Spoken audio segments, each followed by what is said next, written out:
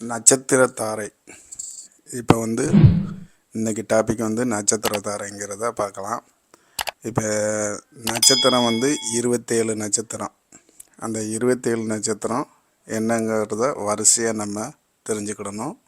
அதில் முதலாவது நட்சத்திரம் அசுபதி, இரண்டாவது நட்சத்திரம் பரணி, மூணாவது கார்த்திகை, நாலாவது ரோகிணி, அஞ்சாவது மிருகசீரிஷம், ஆறாவது திருவாதிரை, ஏழாவது புனர்பூசம், 8 பூசம், 9 ஆயில்யம், 10 மகம், 11 பூரம், 12 உத்திரம், 13 அஸ்தம், 14 சித்திரை, 15 சுவாதி, 16 விசாகம், 17 அனுசம், 18 கேட்டை, 19 மூலம், 20 பூராடம், 21 உத்திராடம், 20 திருவோணம், 23 அவிட்டம், 24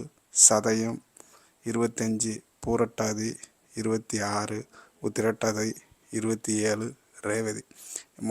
இந்த 27 நட்சத்திரமும் வரிசையாக தெரிஞ்சு வச்சுக்கிடணும். அப்போனா தான் இந்த நட்சத்திர தாரை பார்க்குறதுக்கு கரெக்டாக இருக்கும். இப்போது நட்சத்திர தாரை 27 நட்சத்திரம் தெரிஞ்சால் தான் இந்த தாரையை கரெக்டாக நம்ம பண்ண முடியும். அதில் 9 தாரை இருக்கும். இந்த தாரை தான் செயல்படும். அதில் முதலாவதாக ஜென்மதாரை, அது பேர் ஜென்மதாரை. இரண்டாவது சம்பத்து தாரை, மூன்றாவது விபத்து தாரை, நாலாவது சேமதாரை, அஞ்சாவது பிரத்தியதாரை, ஆறாவது சாதகதாரை, ஏழாவது வததாரை, 8 மைத்திரதாரை, 9 பரம மைத்திரதாரை. இப்போ இந்த 9 தாரையும் நம்ம வாழ்வியலில் நம்ம நட்சத்திரத்தை வச்சு இயக்குறது எப்படிங்கிறத இந்த தாரை மூலிமா பார்க்கலாம். இப்போ ஒரு எடுத்துக்காட்டுக்கு பூராட நட்சத்திரம். இப்போ நீங்கள் பூராட நட்சத்திரம் அப்படின்னா ஜென்மதரையில் அந்த பூராடத்தை முதலாவதாக போட்டுக்கிடணும். அதுக்கு அடுத்த நட்சத்திரம் உத்திராடம். அது ரெண்டாவது சம்பத்து தரையாக உத்திராடம் வரும். மூணாவது விபத்து தரையாக திருவோணம் வரும். திருவோணத்துக்கு அடுத்து அவிட்டம், அது சேம தரையாக வருது. அவிட்டத்துக்கு அடுத்து சதயம், பிரத்யேக தாரையாக வருது. பூரட்டாதி சாதகதாரை, உத்திரட்டாதி வததாரை, ரேவதி மைத்திரதாதை, அசுவதி பரம மைத்திரதாதை. இந்த அசுவதிக்கு அப்புறம் அதை கண்டினியூஸாக மறுபடியும் ஜென்மதாரைக்கு போயிடணும். இப்போ அசுவதிக்கு அடுத்து பரணிங்கிறது மறுபடியும் ஜென்மதாரையாக வந்துடும். பரணிக்கு அடுத்து கார்த்திகை, ரோகிணி, மிருகசீரிஷம், திருவாதிரை, புனர்பூசம், பூசம், ஆயில்யம், மகம். இது மகம் முடிஞ்சோடனே மகத்துக்கு அடுத்து 11வது நட்சத்திரமாக மறுபடியும் ஜென்மதாரையாக வந்துடும். இப்படியே நம்ம வரிசையாக போட்டு வச்சுக்கிடணும். இப்போ இது எப்படி வேலை செய்யும்னா, உங்களுக்கு யார் நண்பராக இருப்பா, யார் விரோதியாக இருப்பா, யாரால் ஆபத்து எப்படிங்கிறத இதுலேயே நம்ம கண்டுபிடிச்சிடலாம். இப்போ உங்களுக்கு பூராட நட்சத்திரத்துக்காரங்களுக்கு இந்த சம்பத்து தாரை நல்லது, அடுத்து சேமதாரை நல்லாயிருக்கும், அடுத்து சாதகதாரை நல்லாயிருக்கும், அடுத்து மைத்திரதாரை, அடுத்து பரம மைத்திரதாரை. இந்த 1 2 3 4 5 இந்த 5 9 இதில் இந்த 5 தாரையாக வர்றது அந்த நட்சத்திரங்கள் உங்களுக்கு நன்மையை தரும். இப்போ சம்பத்து தரையில் உத்திராடம், கார்த்திகை, உத்திரம், இந்த 4 தான் உங்களுக்கு நல்லது செய்யும். அடுத்து அவிட்டம், மிருகசீரிஷம், சித்திரை, இது நல்லது செய்யும். அடுத்து சாதகதாரையாக பூரட்டாதி, புனர்பூசம், விசாகம் வருது. அடுத்து ரேவதி, ஆயில்யம், கேட்டை. அடுத்து அஸ்வதி, மகம், மூலம். இது எல்லாமே உங்களுக்கு நல்லது தரக்கூடிய தாரைகள். இதே இது கெடுதல் தரக்கூடிய தாரைகள் அப்படின்னு பார்த்தோம்னா விபத்து தாரை.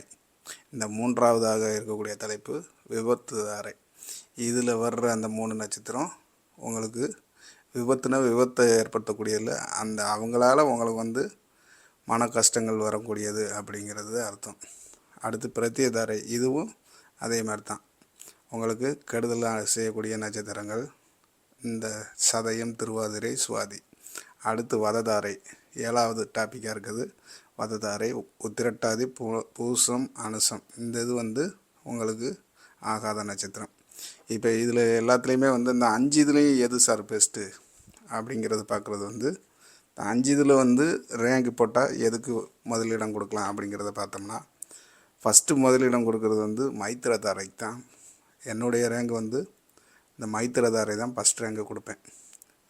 அடுத்ததாக பரம மைத்திரதாரை, இதை 2வது ரேங்காக கொடுப்பேன்.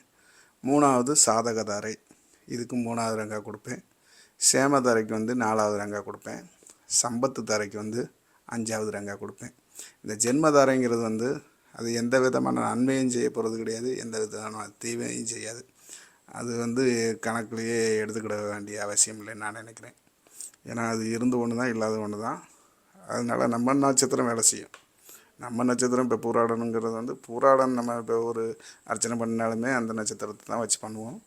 அதனால் ரொம்ப நன்மையை கொடுக்குது இந்த இப்போ சொன்ன ரேங்கு படி இருக்கிற தாரைகள் நல்லது செய்யும். கெடுதல் செய்யக்கூடிய தாரை விபத்து தாரை, பிரத்திய தாரை, வததாரை.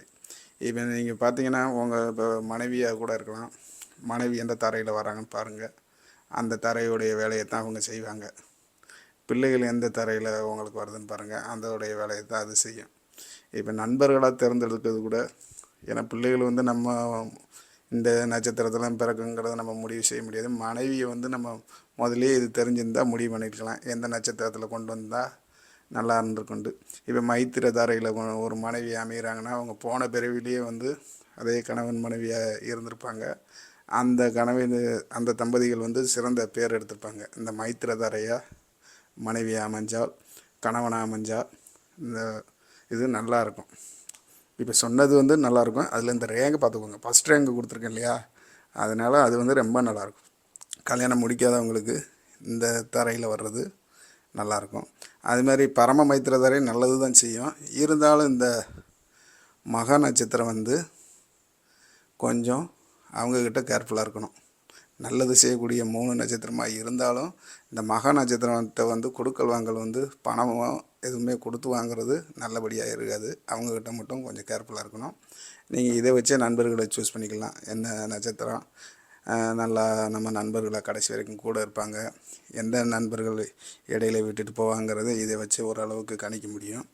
அதுமாதிரி கடைசி வரைக்கும் கூட இருக்கிறவங்க உங்களுக்காண்டி நீங்கள் அவங்களுக்கு நல்லது செஞ்சாலும் செய்யாட்டாலும் கடைசி வரைக்கும் உங்களுக்காண்டி உயிரை கொடுக்குறது இந்த மைத்திரதாரை கொடுக்கும்.